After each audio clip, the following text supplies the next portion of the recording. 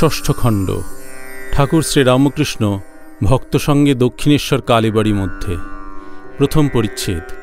দক্ষিণেশ্বরে ফলহারিণী পূজা দিবসে ভক্ত সঙ্গে মণিলাল, ত্রৈলোক্য বিশ্বাস, রাম চাটুর্যে, বলরাম, রাখাল। আজ জ্যৈষ্ঠ কৃষ্ণা চতুর্দশী, সাবিত্রী চতুর্দশী, অমাবস্যা ও ফলহারিণী পূজা। ঠাকুর শ্রীরামকৃষ্ণ দক্ষিণেশ্বর কালীবাড়িতে নিজ মন্দিরে বসিয়া আছেন। ভক্তেরা তাহাকে দর্শন করিতে আসিতেছেন। সোমবার, ইংরেজি 4 জুন 1883 খ্রিস্টাব্দ। মাস্টার পূর্বদিন রবিবারে আসিয়াছেন। ওই রাত্রে কাত্যায়নী পূজা। ঠাকুর প্রেমাবিষ্ট হইয়া নাট মন্দিরে মার সম্মুখে দাঁড়াইয়া বলিতেছেন, মা, তুমি ব্রজের কাত্যায়নী, তুমি স্বর্গ, তুমি মর্ত মা, তুমি সে পাতাল, তোমা হতে হরি ব্রহ্মা দ্বাদশ গোপাল, 10 মহাবিদ্যা মাতা, 10 অবতার, এবার কোনরূপে আমায় করিতে হবে পার। ঠাকুর গান করিতেছেন ও মার সঙ্গে কথা কহিতেছেন। প্রেমে একেবারে মাতোয়ারা। নিজের ঘরে আসিয়া চৌকির উপর বসিলেন।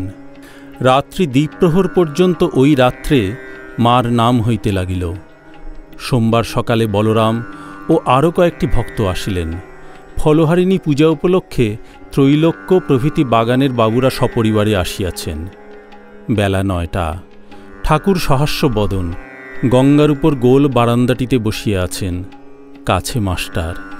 ক্রীড়াচ্ছলে ঠাকুর রাখালের মাথাটি কোলে লইয়া আছেন। রাখাল শুইয়া। ঠাকুর কয়েকদিন রাখালকে সাক্ষাৎ গোপাল দেখিতেছেন। ত্রৈলোক্য সম্মুখ দিয়া মা কালীকে দর্শন করিতে যাইতেছেন। সঙ্গে অনুচর ছাতি ধরিয়া যাইতেছে। ঠাকুর রাখালকে বললেন, ওরে ওঠ ওঠ। ঠাকুর বসিয়া আছেন। ত্রৈলোক্য নমস্কার করিলেন। শ্রীরামকৃষ্ণ ত্রৈলোক্যের প্রতি বলিলেন, হ্যাঁ গা, কাল যাত্রা হয় নাই? ত্রৈলোক্য বলিলেন, হ্যাঁ, যাত্রায় তেমন সুবিধা হয় নাই। শ্রীরামকৃষ্ণ বলিলেন, তা এইবার যা হয়েছে তা হয়েছে, দেখো যেন অন্যবার এরূপ না হয়। যেমন নিয়ম আছে সেই রকমই বরাবর হওয়া ভালো। ত্রৈলোক্য যথোচিত উত্তর দিয়া চলিয়া গেলেন। কিয়ৎক্ষণ পরে বিষ্ণুঘরের পুরোহিত শ্রীযুক্ত রাম চাটুর্যে আসিলেন। ঠাকুর বলিলেন, রাম, ত্রৈলোক্যকে বললুম যাত্রা হয় নাই, দেখো যেন এরূপ আর না হয়। তা এ কথাটা বলা কি ভালো হয়েছে? রাম চাটুর্যে বলিলেন, মহাশয়, তার কি হয়েছে, বেশি বলেছেন। যেমন নিয়ম আছে সেই রকমই তো বরাবর হওয়া উচিত। শ্রীরামকৃষ্ণ বলরামের প্রতি বলিলেন, ওগো, আজ তুমি এখানে খেও।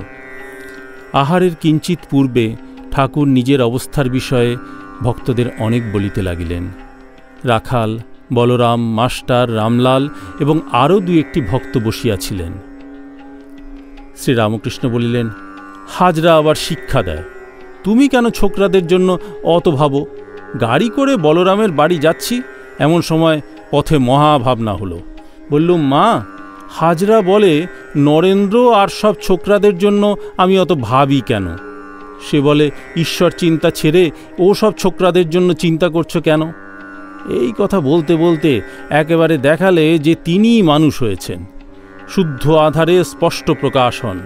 সেইরূপ দর্শন করে যখন সমাধি একটু ভাঙল, হাজরার উপর রাগ করতে লাগলুম। বললুম, শালা আমার মন খারাপ করে দিছিল। আবার ভাবলুম, সে বেচারিরই বা দোষ কি, সে জানবে কেমন করে? আমি এদের জানি। সাক্ষাৎ নারায়ণ। নরেন্দ্রর সঙ্গে প্রথম দেখা হলো, দেখলুম দেহ বুদ্ধি নাই। একটু বুকে হাত দিতেই বাহ্যশূন্য হয়ে গেল। হুশ করে বলে উঠল, ওগো, তুমি আমার কি করলে? আমার যে মা বাপ আছে। যদু মল্লিকের বাড়িতেও ঠিক ওই রকম হয়েছিল। ক্রমে তাকে দেখবার জন্য ব্যাকুলতা বাড়তে লাগলো, প্রাণ আটুপাটু করতে লাগলো। তখন ভোলানাথকে বললুম, হ্যাঁ গা, আমার মন এমন হচ্ছে কেন? নরেন্দ্র বলে একটি কায়েতের ছেলে, তার জন্য এমন হচ্ছে কেন? ভোলানাথ বললে, এর মানে ভারতে আছে। সমাধিস্থ লোকের মন যখন নিচে আসে, সত্যগুণী লোকের সঙ্গে বিলাস করে। সত্যগুণী লোক দেখলে তার মন ঠান্ডা হয়। এই কথা শুনে তবে আমার মনের শান্তি হলো। মাঝে মাঝে নরেন্দ্রকে দেখব বলে বসে বসে কাঁদতুম।